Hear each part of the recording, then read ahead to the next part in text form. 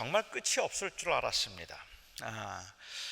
물론 어느 때는 이것이 터널일지도 모르겠다고 생각을 했다가도 또 어느 순간에는 그냥 그렇게 지나가는 그 터널이 아니라 그냥 동굴에 갇혀 있는 것과 같은 그러한 느낌이기도 했습니다. 더 이상 걸을 수 없을 만큼, 견딜 수 없을 만큼 절망스러운 순간도 경험했고, 너무 억울해서, 너무 답답해서 잠을 이루지 못하고 눈물로 밤을 지새웠던 그 날들도 헤아릴 수 없이 많았습니다. 왜 이렇게 인생이 힘들까? 17살의 나이에 그 노예로 팔려와서 그야말로 아버지의 집에서 채색 옷을 입고 상속자로 이 아주 편안하고 그리고 유복한 삶을 살고 있던 그가 하루아침에 갑자기 형제들의 그 이 말도 안 되는 그 어리석은 음모에 빠져서 그가 이 애굽 땅에 포로 생활을 하고 그 포로 생활을 하면서 견디기 힘든 순간순간들을 그냥 열심히 살자 싶었는데 이 보디발의 아내의 유혹으로 인한 그 중상에 다시 감옥에 갇혀서 또 몇 년의 세월을 보내야 했습니다. 요셉이 지금 13년 동안 경험했던 그 일들, 요셉의 그 경험 가운데서 요셉은 내가 어떻게 하면 이 고난을 벗어날 수 있을까? 내가 어떻게 하면 다시 옛날 자리로 회복될 수 있을까? 하는 것을 꿈꾸거나 아니면 계획할 만한 그러한 가능성이나 여지조차 요셉에게는 없었습니다. 요셉은 아무것도 할 수가 없었습니다. 그가 어떤 모양으로든지 그가 벗어날 수 없었기 때문에 요셉이 그 긴 시간 동안 자그마치 10여 년 동안 11년 동안을 그렇게 힘들게 살면서 그 11년 만에 유일하게 그에게 찾아왔던 기회가 있다면 그 감옥에 갇혀 있던 술 맡은 관원의 꿈을 해몽해 주면서 그가 복직이 되었을 때 혹 바로가 그에게 긍휼을 베풀어서 억울함을 풀어주어서 다시 그 감옥에서 풀려나오는 것, 그것 정도가 요셉이 가질 수 있는 꿈이었고 요셉이 해볼 수 있는 일이었습니다. 그 꿈을 해몽해 주었기 때문에 요셉이 출세할 것을 기대한 것도 아니고 그 꿈을 해몽해 주었기 때문에 바로가 그를 높이 세워서 더 이상 고생 끝이고 그야말로 행복 시작인 새로운 삶을 시작할 거라고 요셉은 기대할 수 없었습니다.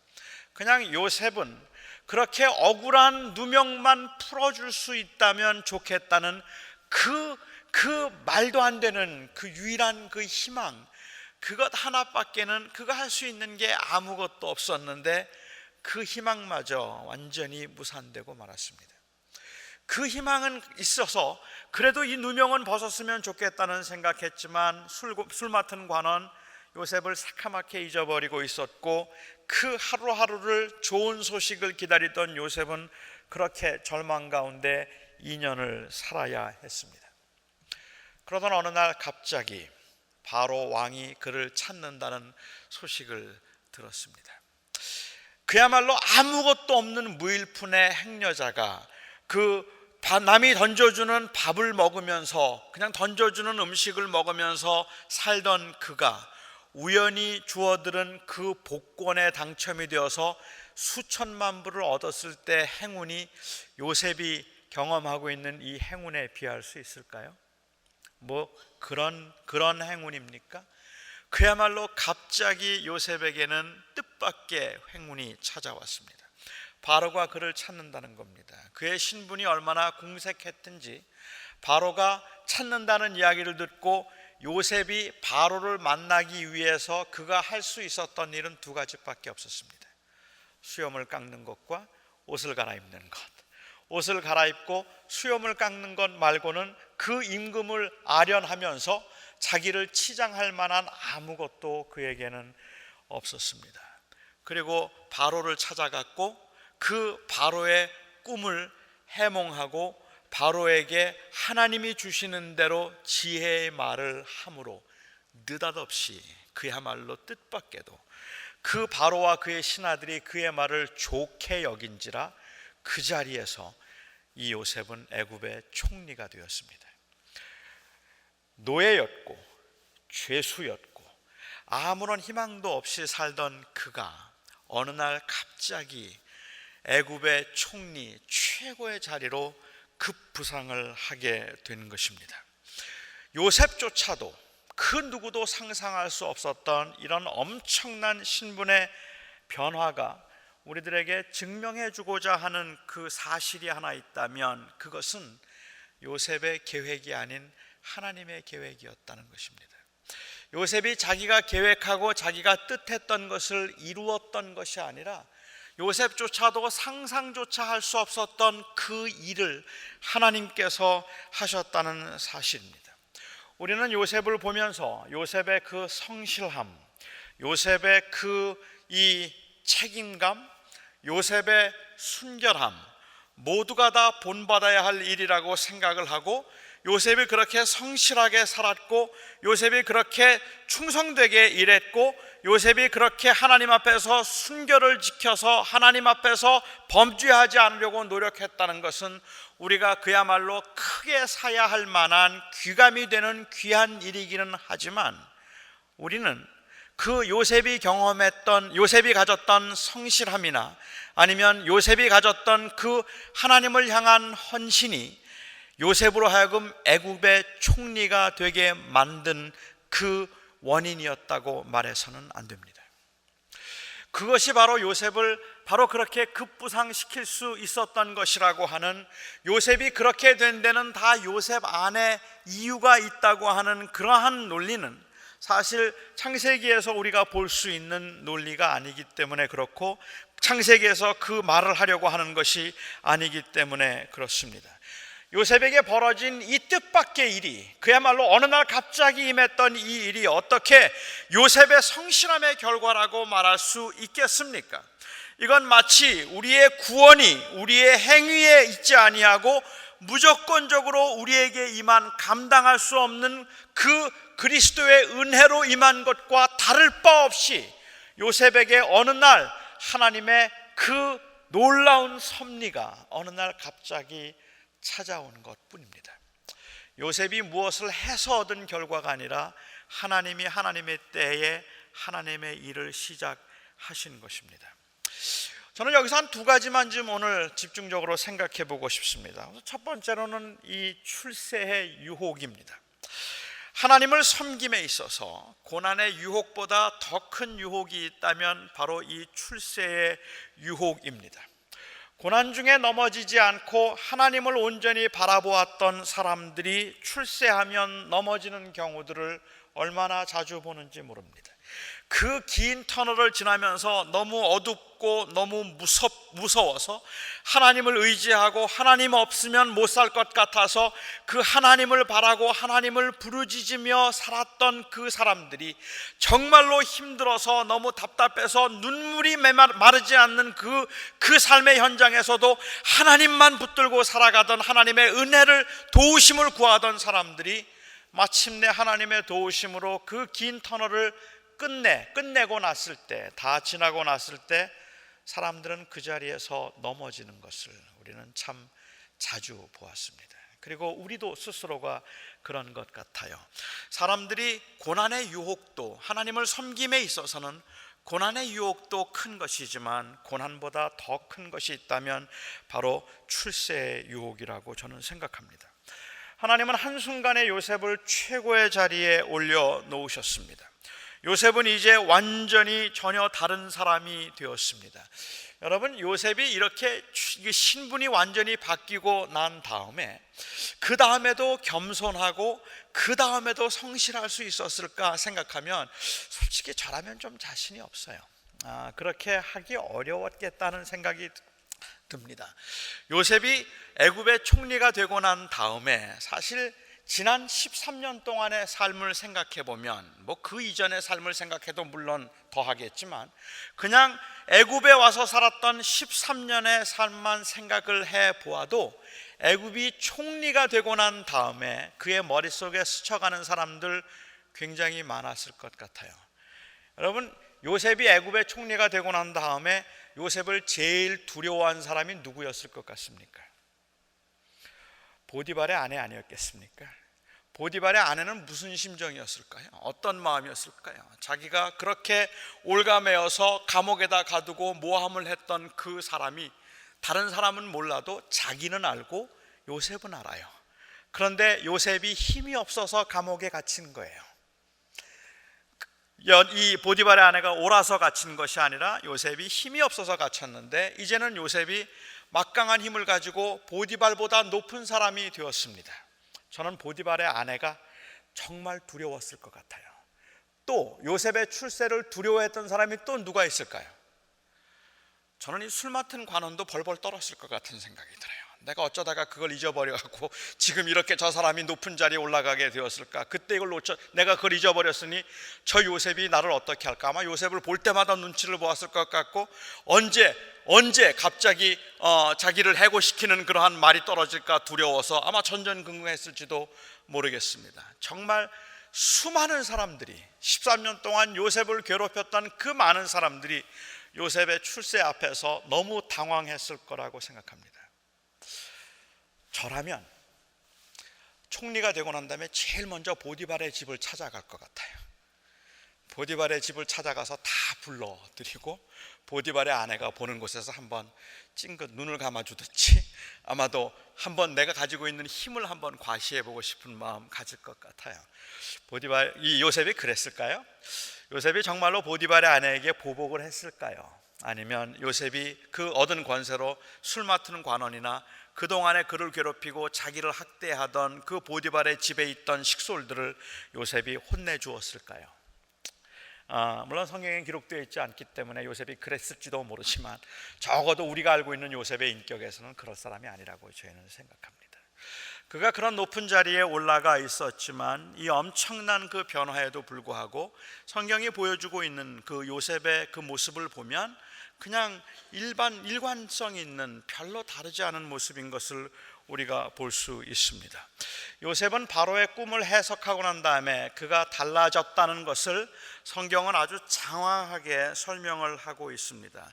여러분, 요셉이 바로를 만나러 가기 위해서 그가 할 수 있었던 유일한 일이 수염을 깎고 그리고 옷을 갈아입는 것 정도였다면, 요셉이 바로를 만나고 난 다음에 바로가 요셉에게 준 것은 인장 반지를 주었고 실할 수 있는 그 실링 링을 준 것이죠.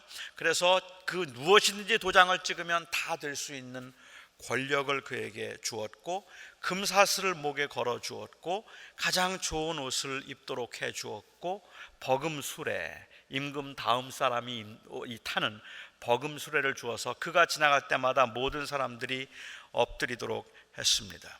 그에게 권세가 주어졌을 뿐만 아니라 사실 요셉이 권세를 가지고 있다 할지라도 그 권세는 조금 불안해요. 바로는 이 요셉의 권세에 배경을 얹어주었습니다. 온이라고 하는 곳의 제사장이었던 보디베라, 이 보디베라, 제사장 보디베라와 그 딸 보디베라가 결혼을 할 수 있도록 해 준 것입니다. 그렇게 해서 그는 이름을 바꾸어 줘서 그 이름이 우리가 아는 것처럼 사브낫 바네아라는 이름을 그가 받게 되었어요. 사브낫 바네아라는 이름을 주었다는 말은 이제 우리는 뭐 일제 시대 때 그런 억지로 계명을 하도록 한다든지 이름을 바꾸는 것은 내 민족과 조상에 대한 배신이다, 뭐 이런 느낌도 우리가 없지 않아 있기 때문에 요셉이 이름을 바꿨다는 것은 왠지 좀 섭섭하고 서운해 보이는 그러한 내용이긴 하지만 사브낫 바네아라는 이름을 그가 받았다는 말의 의미는 그냥 우리대로 한다면은 이제 officially 시민권을 받았다는 이야기라고 보아도 될 겁니다. 애굽의 시민권을 받아 시민이 되는 그러한 일을 했고 보디베라의 딸 아스낫과 결혼을 함으로 인하여서 배경을 얻었어요. 그 뒤에는 이제 그 당시 권력이 있었던 그 사람들이 자기의 가족이 되게 해 주었습니다. 그뿐만 아니라 하나님께서는 7년의 풍년이라고 하는 그야말로 태평 세월이 지나고 난 그 후에 흉년이 시작되기 전에, 즉 본격적인 요셉의 일이 시작되기 그 전에 하나님은 요셉에게 아들 둘을 주셨습니다. 첫 번째 아들의 이름을 그는 므낫세라고 이름을 지었습니다. 므낫세라는 이름의 뜻은 잊어버렸다 하는 뜻입니다. forgetfulness, 그것이 바로 므낫세라는 이름의 뜻인데, 오늘 성경에서는 이야기하기를 그가 아버지의 일과 그동안의 그의 모든 근심된 일, 내 모든 고난과 내 아버지의 온 집을 잊어버렸다 해서 잊어버렸다는 의미로 므낫세라는 이름을 지었습니다. 오해 마시기 바랍니다. 지금 이 요셉이 이제 출세하고 난 다음에 집안도 다 잊어버리고 야곱도 잊어버리고 자기 식구와 뿌리를 잊어버린 사람이다. 그래서 므낫세라고 이름을 지었다, 이런 뜻이 아닙니다. 저는 지금 요셉이 얼마나 그 출세 가운데서도 한결같은 마음을 가질 수 있었는가 하는 것을 볼 수 있는 것 중에 하나가, 요셉의 경우에 있어서는요, 이제 13년의 고생 끝에 이 애굽의 총리가 되고 7년 동안 호화스럽고 그리고 또한 그 힘 있는 권력을 누리고 난 다음에 므낫세라고 하는 아들을 낳았는데, 그 아들을 낳고 나서야 비로소 그가 말하기를 내가 내 모든 고난을 그리고 내 아버지 집의 일을 잊었다라고 얘기했습니다. 그는 그동안 잊을 수 없었다는 말입니다. 그는 그동안에 참 견디기 힘들었다는 그러한 이야기를 하고 있는 겁니다. 그런데 여기에 잊었다는 말의 의미는 이제는 더 이상 생각하지 않겠다는 말을 하고 있는 것이 아니라, 그 요셉은 그 이후에도 여전히 아버지와 형제들에 대한 그리움에 사무치며 살았어요. 그렇게 살았기 때문에 그가 나중에 이 사건이 있고 2년이 지나고 난 다음에 자기의 형제들을 보았을 때 요셉은 들어가서 엉엉 울었습니다. 그 가족들을 보면서 그가 울 수밖에 없었잖아요. 그 가족들을 보면서 나중에라도 그 아들을 보고 아버지는 잘 계시느냐, 베냐민은 어떻게 지내느냐, 모두가 다 어떻게 지내는가, 너무너무 그리웠던 사람들이고 너무 보고 싶었던 사람들이고 너무 꿈에도 그렸던 사람들이기 때문에 그렇게 말할 수밖에 없었습니다. 요셉은 출세한 이후에도 그의 가족들을 잊은 적은 없었어요. 그런데 왜 아들의 이름을 므낫세다, 잊어버렸다고 지었을까? 여기에 잊었다는 그 말이 주는 뉘앙스는, 이제 비로소 내가 이곳에서 아들을 얻으니 이 아들을 얻은 기쁨이 내 슬픔과 그리고 내 아픔을 아웃웨이 했다는 뜻입니다. 죽겠고 너무 그립고 너무 외롭고 너무 힘들었고 어떻게 해도 혼자라는 생각이었는데, 하나님께서 나에게 아들을 주시니 그 아들로 인한 기쁨으로 내 근심과 내 슬픔 가운데 내가 위로를 받았나이다. 그래서 forgetfulness, 므낫세라는 이름을 주었습니다. 그리고 두 번째 아들을 낳고 그는 그 아들의 이름을 에브라임이라, 비로소 창대함이라 하는 그 이름을 그에게 주었습니다. 모든 걸 이제는 그가 다 소유한 것처럼 그렇게 보여지는 출세와 그리고 형통을 그가 경험하게 됩니다. 그런데 참 재밌어요. 우리가 이 요셉의 이야기를 보면서 느끼는 재밌는 거는요, 지난 2주 전에 저희가 살펴본 것처럼 요셉이 감옥에 갇혔을 때, 요셉이 보디발의 집에 노예로 팔렸을 때, 그때 자주 나왔던 말이 무슨 말인지 여러분 기억하시죠? 하나님께서 요셉과 함께 하심으로 형통하게 하셨더라, 이 말이 자주 나왔단 말입니다. 그가 감옥에 갇혀 있을 때, 그가 노예로 잡혀갔을 때 하나님께서 그와 함께 하심으로 그를 형통케 하시고 그로 하여금 다른 사람들이 복을 받게 하셨더라, 그를 형통하게 하셨더라, 하나님이 그와 함께 하심으로 그가 모든 일이 잘 되었다는 말을 언제 했는가 하면, 그가 감옥에 갇혀 있을 때, 노예로 있을 때 했는데, 요셉이 애굽의 총리가 되고 난 다음에 성경에는 단 한 번도 하나님이 여호와께서 함께 하심으로 그를 형통케 하셨다는 말이 안 나와요. 우리가 기대하기는 이 요셉이 애굽의 총리가 되었을 때 그와 함께 하심으로 하나님이 그를 형통케 하셨더라, 이게 맞잖아요. 이게 형통이거든요. 이게 잘되고 축복이지 않습니까? 그런데 왜 그렇게 이야기하지 않았을까?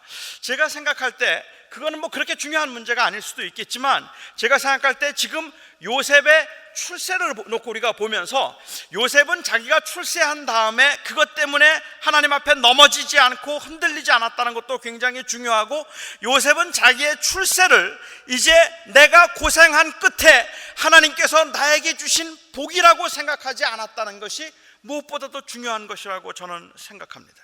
만일 요셉의 이야기를 읽으면서 우리가 요셉이 성실하게 하나님을 아주 잘 섬겼더니 하나님께서 요셉에게 복을 주셔서 애굽의 총리가 되게 해 주셨다고 그렇게 만일 읽는다면, 이런 주제로 우리가 이해를 한다면 저는 요셉의 이야기의 핵심을 놓쳤다고 자신 있게 말할 수 있을 것 같습니다.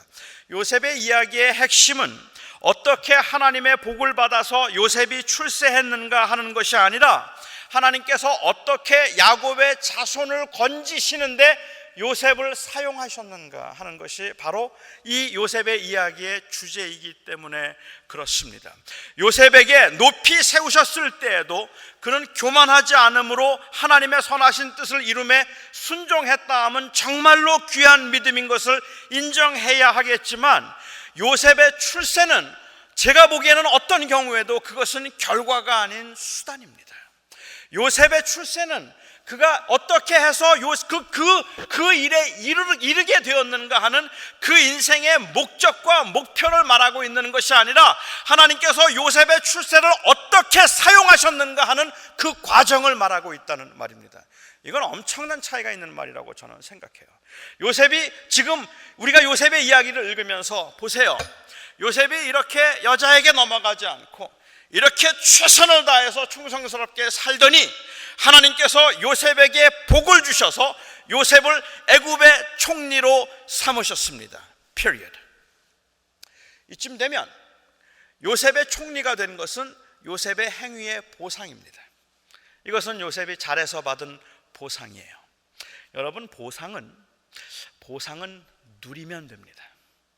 그것은 누리면 되는 거예요. 하지만 하나님께서 그 요셉이 성실하게 살았기 때문이 아니라 하나님이 그 걸음과 길을 인도하시던 중에 어느 날 그를 애굽의 총리로 삼으심으로 하나님이 요셉에게 말씀하셨던 그 하나님의 계획과 뜻을 이루어 가시고 그 야곱의 가족들을 드디어 애굽 땅으로 인도하여서 그들로 하여금 큰 민족을 이루어 광야를 거쳐 가나안에 한 나라를 세우게 하셨더라 라고 이야기를 한다면, 요셉의 출세는 틀림없이 그냥 수단입니다. 요셉이 무엇을 잘했는가를 말하는 것이 아니라 하나님이 무엇을 하셨는가를 말하는 것이 더 맞다는 말이죠. 근데 우리는 너무 많은 경우에 무엇이 출세를 하면, 뭐가 생기면, 힘이 생기거나 권력이 생기거나 아니면 우리가 좀 잘 되고 나면 우리는 자꾸 우리도 모르는 사이에 그것을 보상으로, 우리의 행위의 공적으로 자꾸만 말하려고 하는 경우들이 있어요. 제가 좀 처음 이민 온 분들 뭘 도와드린다고 하거나 동부에 있을 때 무슨 면허증도 따는 데 모시고 가고 소셜 세큐리티 따는 데도 가고 이제 막 이렇게 막 도와드리면 연말이 되면 그분들이 굉장히 고맙다고 생각을 하는지, 고맙다고 참 은혜를 많이 받았다고 하면서 이 사과 상자를 가져오기도 합니다. 진짜 사과가 있는 사과 상자입니다. 다른 게 있는 게 아니고 그냥 사과만 있는 사과 상자를 이제 가져올 때가 있습니다. 그때 저에게 하시는 말씀은 그동안 참 고마웠습니다 하고 저에게 주세요. 참 감사했습니다. 그렇게 감사했습니다 하고 주면서 그분들이 하시는 말씀은 이게 그냥 성의 표시니까 그냥 맛있게 드세요 이렇게 이야기를 하지, 저에게 그 사과 상자를 가져다 주시면서 누구도 목사님 제가 이 사과 상자를 이제 드리니까 가난하고 어려운 교인들하고 나누어 드시고 힘든 사람들 찾아가서 그 사람들 좀 이렇게 나눠주세요 이렇게 주시는 분은 거의 없어요. 왜냐하면 그때 주시는 사과 상자는 제가 했던 착하고 좋은 일에 대한 상으로 주시는 겁니다. 그러니까 저는 누리면 됩니다. 혼자 다 먹어도 누가 뭐라 그럴 사람 없어요. 그러나 만일 어떤 사람이 저에게 보상으로 주는 것이 아니라 목사님 제가 지금 하기가 힘들어서 그러는데 우리 교회에 어려운 사람들이 있으면 좀 나눠주고 싶습니다. 혹시 사과를 좋아하는 사람이 있으면 좀 사과 좋아하는 사람에게 한 개씩이라도 좀 나누어 주고 싶은데 이거 목사님이 좀 해주십시오라고 이야기하면 저는 고맙다는 말을 하기보다는 귀찮아지기 시작할 것 같아요. 다 연락해서 사과 좋아하는 사람 찾아야 되고 사과 좋아하는 사람 찾아서 하나씩 그렇게 나누어줘야 되는 거라면 이것은 리워드로 나에게 주어지는 것이 아니라 이것은 사명입니다. 책임입니다. 그런데 우리는 얼마나 많은 경우에 우리에게 주어진 좋은 것들을 하나님께서 우리에게 주신 소위 말하는 형통과 축복이라는 것을 마치 하나님이 우리에게 주신 보상인 것처럼 생각한다는 말입니다. 아, 여기에 사명이 있구나, 여기에 일이 있구나, 하나님께서 이것 통해서 하나님이 하나님의 일 하시라고 나에게 주신 거구나 라고 그렇게 생각하지를 않는다는 말이죠. 오히려 그것을 가지고 내가 어떻게 하면 누릴 수 있을까라는 그러한 생각을 할 때가 더 많은 것 같아요. 물론 거기에 어느 정도의 노하우가 있을지도 모르겠어요. 제가 만난 분이 이 아이들 셋을 전부 다 하버드로 보내신 분입니다. 전부 다 하버드 학교에 보낸 분인데, 그분이 이제 만나서 이야기할 때마다 그분은 항상 그 하시는 말씀이 이게 얼마나 큰 축복인가 하는 이야기를 그렇게 하세요. 하나님이 특별히 우리를 사랑해 주셔서 그렇게 했다고 얘기하는데, 이제 많은 분들이 묻잖아. 도대체 비결이 뭡니까? 그래요.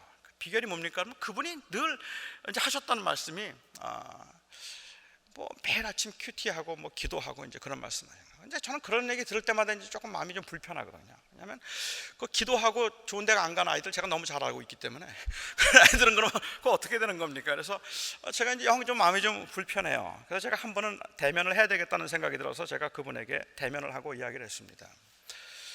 아이들이 좋은 대학을 간 것은 정말로 귀한 일이라고 나는 생각하고, 그것을 위해서 애쓰시고 수고하신 건 요셉이 성실하게 산 것과 크게 다를 바 없다고 생각합니다. 하지만 새 아이가 좋은 대학 간 것을 축복이라고 생각하시지 말고 사명이라고 생각하셔야 합니다. 이제 그 아이들이 어떻게 하나님의 나라를 위해서 그 좋은 기회들을 잘 사용할 수 있을까 하는 것에 더 관심을 가져야 할 겁니다라고 말씀을 드렸습니다. 교회가 성장하고 나면, 교회 성장할 때 되면 성장하는 교회에 자꾸만 사람들이 성장의 비결을 묻습니다. 어떻게 해서 교회가 그렇게 성장했을까? 교회가 성장한 건 참 정말 성장한 게 얼마나 큰 축복인가? 하나님께서 특별히 사랑하셔서 교회를 그렇게 성장하게 하셨으니 도대체 하나님의 사랑을 받은 그 비결이 무엇인가? 저는 글쎄요, 죄송하지만 제일 싫어하는 것 중에 하나가 이 교회 성장 세미나입니다. 교회 성장 세미나를 통해서 교회가 이렇게 하니까 성장하더라, 저렇게 하니까 성장하더라, 그런 이야기를 하면서 제가 그 이야기를 못마땅해 하는 건 성장을 싫어하거나 성장을 거부해서 그런 것이 아니라 교회 성장 세미나를 통해서 우리가 하려고 하는 것이 무엇인가 하면 교회 성장이 목적이기 때문에 그렇단 말입니다. 어떻게 교회 성장이 목적입니까? 교회 성장은 어떤 경우에도 수단입니다. 그렇지 않습니까? 교회를 하나님께서 키우셨다면 두렵고 떨리는 마음으로 무슨 일을 맡기셨을까? 어떤 일을 감당해야 할까? 이제 우리에게 주어진 책임이 막중하니 과연 우리가 감당할 만한 힘이 될까? 이걸 가지고 두려워하고 고민을 해야 되는데 그걸 누리려고 한단 말입니다. 이렇게 했더니 성장했고, 이렇게 했더니 부흥했고, 이렇게 하니까 잘 되고, 하나님께서 축복해 주셔서 이래서 우리가 지금 이렇게 성장한 거라고, 당신들도 이렇게 하고 이렇게 하면은 크게 성장해서 하나님 이 복을 누리게 될 것이라고 이야기를 하는 이 모든 이야기들이 결국은 우리가 궁극적으로 추구하고 있는 것이 바로 마치 그 성장인 것처럼, 다시 이야기하면 출세하고 우리가 잘 돈을 많이 벌거나 아니면 우리가 좋은 기회를 얻어서 풍족하고 풍요롭게 살게 된 것이 마치 다 이루어진 목적인 것처럼 그렇게 이야기를 하고 있기 때문에 이게 너무너무 섭섭하고 그리고 때로는 좀 불쾌하단 말입니다. 여러분, 하나님께서 여러분들을 출세하게 하시면, 여러분들에게 좋은 직장 주시고 여러분들의 사업이 번성하게 하시고 하나님께서 여러분들에게 정말로 남들이 갖지 않은 것 같은 것을 여러분들에게 주셨다고 생각되거든, 우리는 그것을 가지면서 하나님 나를 사랑하셔서 감사합니다라고 말하지 마시고 주님 무엇을 할까요를 물으실 수 있기를 바랍니다. 어떻게 살까요? 어떻게 할까요? 그거 물으셔야 합니다. 그거 묻지 않으면, 요셉을 보시면요, 마지막 50장에 보면 재밌는 그 말을 요셉이 합니다. 요셉이 그의 이 형제들에게, 요셉이 사실은 11번째 아들이니까 나이가 어린 편이었는데 형제들보다 요셉이 먼저 죽었어요. 요셉이 110세에 죽었는데 그 110세에 그가 죽으면서 살아있는 자기의 형제들에게 유언 비슷하게 하는데 24절에 보면 이렇게 말합니다. 요셉이 그의 형제들에게 이르되 나는 죽을 것이나 하나님이 당신들을 돌보시고 당신들을 이 땅에서 인도하여 내사 아브라함과 이삭과 야곱에게 맹세하신 땅에 이르게 하시리라 하고, 그러니까 요셉은 사실은 요셉이 죽고 난 다음에도 이 하나님께서 그들을 애굽 땅에서 인도하여 낸 것은 자그마치 380년, 근 400년이 지나고 나서입니다. 그러니까는 요셉의 형제들 중엔 아무도 그곳에서 나온 사람이 없어요. 그런데 요셉은 마음속에 무슨 생각을 했는가 하면, 자기도 하나님께서 부르시면 이 애굽 땅에서 영원히 부귀영화를 누리며 사는 것이 아니라 내가 아브라함의 땅, 야곱의 땅, 이삭의 땅으로 가야 한다는 걸 알고 있었단 말이에요. 그것을 목표로 하고 살았단 말입니다. 난 거길 가야 한다는 걸 알고 있었는데 자기가 먼저 죽게 되었으니까 나는 지금 죽지만 당신들, 우리 형제들에게 말하기를 당신들을 하나님께서 그곳으로 부르실 터인데 그때 갈 때 내 시신 잊지 말고 가십시오. 나를 꼭 데려가 주십시오 하고 자기의 시신을 부탁하는 그 모습을 보면, 요셉의 경우에 있어서는 애굽에서 출세하고 난 다음에 됐다 떵떵거리며 이제 잘 사는 것이 아니라 요셉은 분명하게 내가 이렇게 이 자리에 있는 것이 바로 우리의 가족들을 인도하여서 그들로 하여금 번성하여 다시 아브라함의 땅으로 돌아가도록 하기 위한 것임을 그는 알고 있었다는 이야기입니다. 그러니까 그는 그것을 사명으로 생각하고 있었던 것입니다. 요셉처럼 우리가 갑자기 얻은 부와 권세가 아니더라도 우리의 삶 가운데서 하나님의 섭리를 인정할 수 있다면 마치 우리가 노력해서 얻은 것처럼 그렇게 우리에게 주어진 것을 가지고 자랑해서는 안 될 것이라고 저는 생각합니다. 그래서 요셉의 이야기를 보면서 요셉이 출세하게 된 비결, 요셉이 총리에 오르게 되었던 그 비결, 이것이 무엇일까 하는 것에 관해서 이야기하는 것은 본질이 흐려졌다고 저는 생각하는 거예요. 그것은 요셉의 이야기를 통해서 하고 싶은 이야기가 아니라 오히려 하나님은 하나님이 정말 기가 막히게 요셉을 총리로 세우셔서 하나님이 약속하신 일을 다 이루시는구나 하는 것이 오히려 요셉의 이야기를 통해서 우리가 얻을 수 있는 거라고 저는 생각합니다. 따라서 우리는 우리의 삶의 궁극적인 목적은 부함이 아닙니다. 우리의 그 삶에서 때로는 중간중간 정말 부족하기 때문에 우리의 사업이 잘 되게 해달라고 기도하고 재정적으로 어려움을 당하지 않게 해달라고 기도하기는 하지만, 그럼에도 불구하고 그 모든 것들은 다 하나님을 영화롭게 하기 위한 수단일 뿐이고 그것이 우리의 궁극적인 목적이 되지는 않는다는 말이죠. 영어권에서 사역하고 있는 한 사역자가 저하고 같이 이야기를 하는 중에 저한테 이런 질문을 한 적이 있습니다.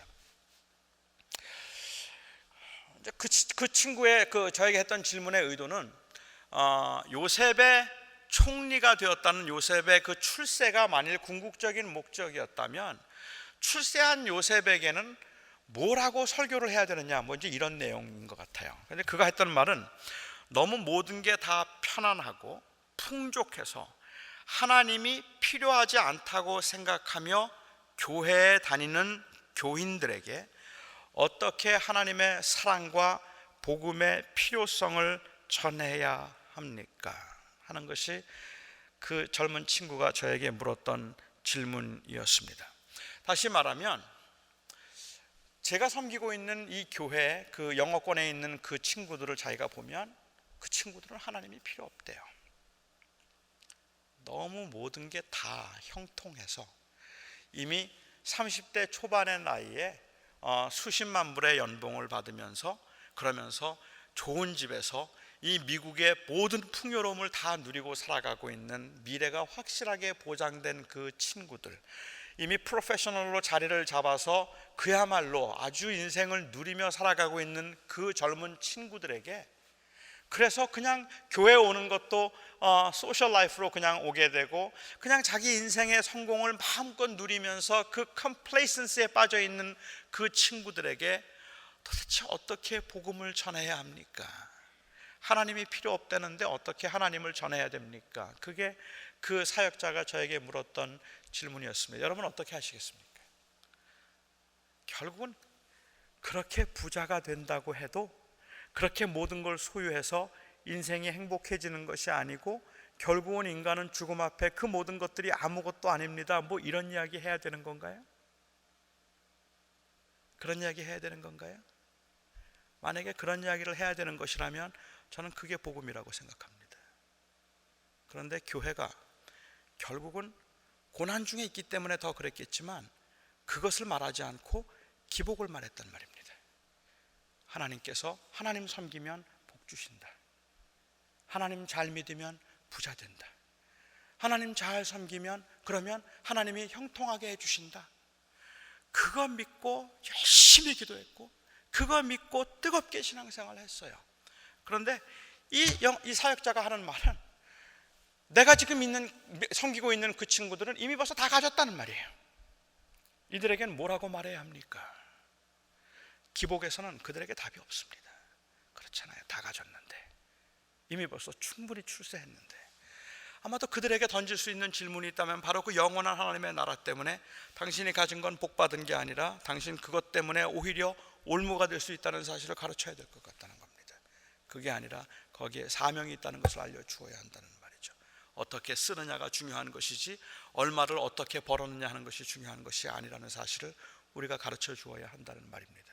그것을 가능하게 만드는 것은 바로 우리가 가지고 있는 영원한 나라에 대한 소망, 하나님께서 우리를 어떻게 사랑하셨는가 하는 그 복음의 은혜, 그것밖에는 없다고 생각합니다. 따라서 저는 요셉의 이야기를 통해서도 애굽의 총리가 된 것이 인생의 선곡이고, 마치 요셉의 고난이 이 궁극적으로 그와 같은 출세를 위한 것이었던 것처럼 말해서는 안 된다고 저는 생각합니다. 요셉의 고난이 출세를 위해서 있었던 것이 아니라 요셉의 고난도 요셉의 출세도 하나님의 뜻을 위해서 있었던 것입니다. 그렇죠. 그러니까 그 나의 삶에 주어진 고난의 순간도, 형통의 순간도, 내게 삶에 주어진 그야말로 잘 풀려가는 그 시간도, 그리고 너무너무 모든 게 다 꼬여있는 것 같은 그 시간도 우리가 바라봐야 하는 것은 언제나 결국 하나님의 나라일 것입니다. 그리고 그 하나님의 뜻이라고 생각합니다. 기도하겠습니다. 나의 아버지 하나님, 저희가 이렇게 힘들게 살아가면서 하나님, 제가 목회를 하면서 제가 원하는 것이 궁극적인 제 목표가 큰 교회를 이루어 부흥하는 것이라면,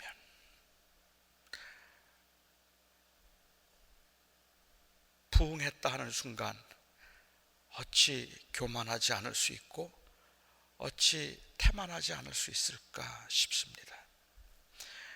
물론 우리에게 주어진 삶의 현장에서 우리가 경험하는 그 연약과 부족함은 우리로 하여금 조금 더 풍족하고 여유 있는 삶을 추구하게 만들기는 하지만, 그럼에도 우리가 잊지 말아야 할 것이 있다면 고난 중에라도 형통함 중에라도 우리는 하나님의 나라와 영광을 위해서 존재한다는 사실임을 다시 한번 확인합니다.